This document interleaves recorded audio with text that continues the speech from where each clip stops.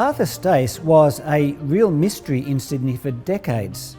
He was the man who wrote the word eternity on footpaths and street corners all over Sydney.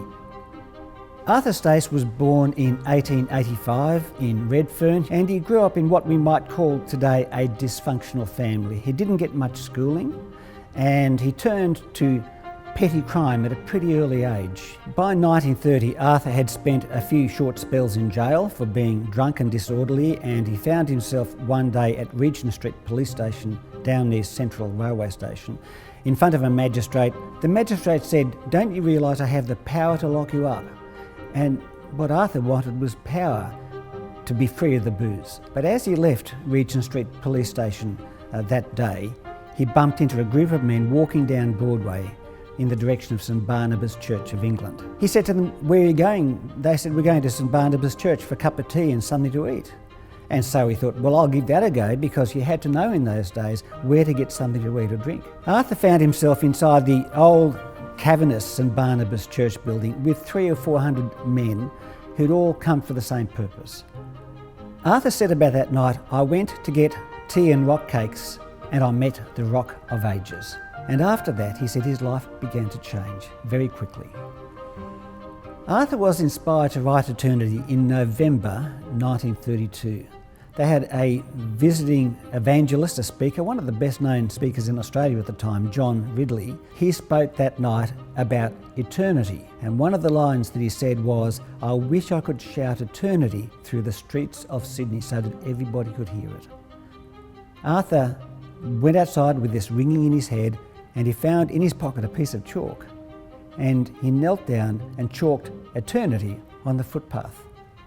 And he said, "It just came out in beautiful copper plate writing. I couldn't write like that, but it did."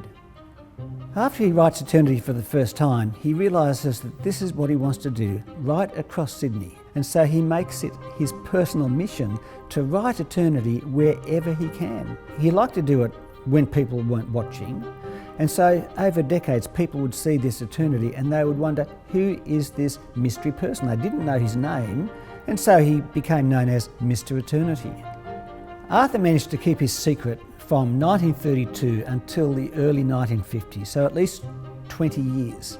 And one night he was out with Lyle Thompson, who was the minister at the Baptist Church in Darlinghurst, and they were chatting, and Lyle turned around, and when he looked back, there was eternity on the footpath.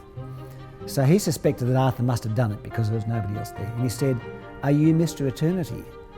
And Arthur said, "Guilty, Your Honour," which is probably what he said to the magistrate many times. Once Arthur's identity was known, he didn't stop writing. So I think it would probably be true to say that he was Sydney's first and best known graffiti artist. Arthur thought that he must have written eternity at least 500,000 times.